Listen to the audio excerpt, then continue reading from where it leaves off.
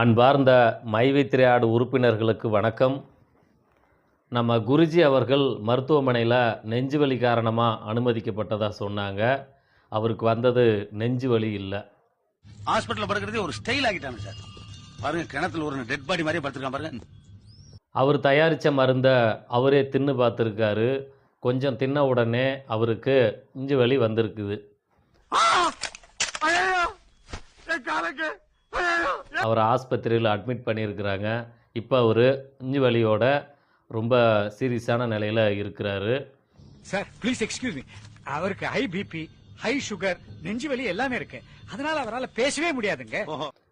ஏன் அவருக்கு நெஞ்சு வலி வந்துச்சு அப்படின்னா, அவர் டாக்டருக்கே படிக்கலையாம.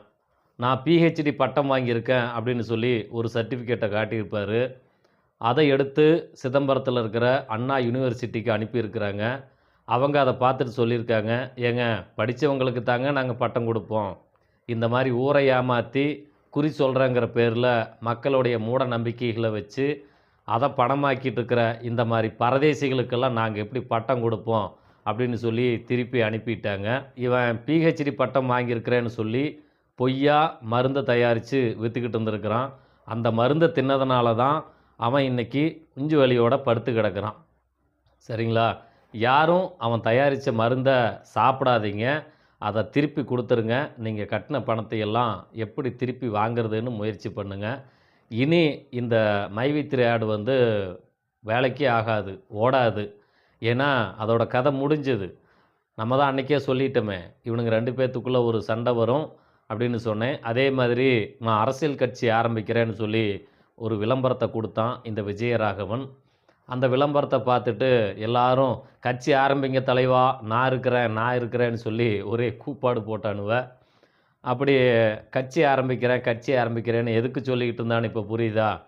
ஒரு அரசியல் கட்சி ஆரம்பிச்சிட்டா அதில் 10 தொண்டர்கள் இருந்தாங்கன்னா இந்த வழக்கில் இருந்து நம்மளை பாதுகாத்துக்கலாம் அப்படின்னு சொல்லி அரசியல் கட்சி ஆரம்பிக்கிறேன் அப்படின்னு மக்களை மூடனாக்கி அந்த மூடர்களை தனக்கு துணையாக்கி இந்த பிரச்சனையிலிருந்து தப்பிச்சிடலாம், நிறைய கோடிகளை நம்ம சுருட்டிக்கலாம் அப்படின்னு பெரிய ஒரு திட்டம் போட்டான்.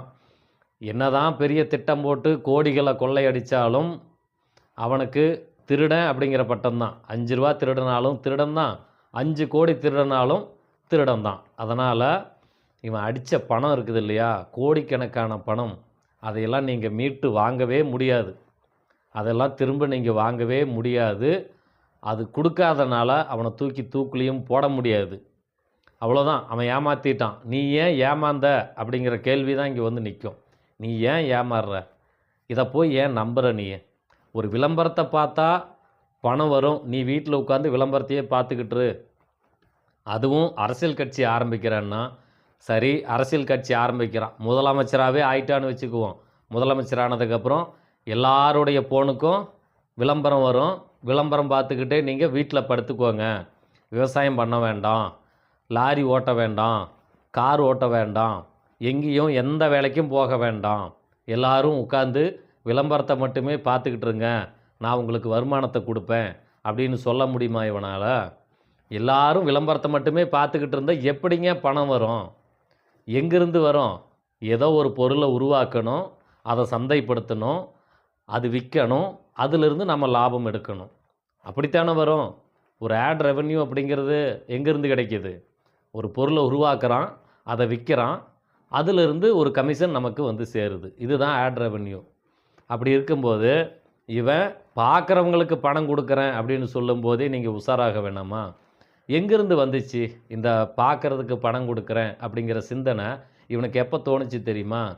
ஒரு 4-5 வருஷத்துக்கு முன்னாடி பார்த்தீங்கன்னா எல்லா யூடியூப் சேனல்லையும் சேனல் ஆரம்பிங்க பணம் சம்பாதிக்கலாம், வெப்சைட் ஆரம்பிங்க பணம் சம்பாதிக்கலாம், ஷேர் சேட்டில் வீடியோ போடுங்க, ஹெலோ ஆப்பில் வீடியோ போடுங்க அப்படின்னு சொல்லிட்டு தொடர்ந்து எப்படி சேனல் க்ரியேட் பண்ணுறது, எப்படி வீடியோ போட்டு ஃபேஸ்புக்கில் எப்படி வீடியோ போட்டு சம்பாதிக்கிறது அப்படின்னு இது மாதிரியான வீடியோக்கள் தொடர்ந்து வந்துக்கிட்டு இருந்துச்சு அந்த காலகட்டத்தில்.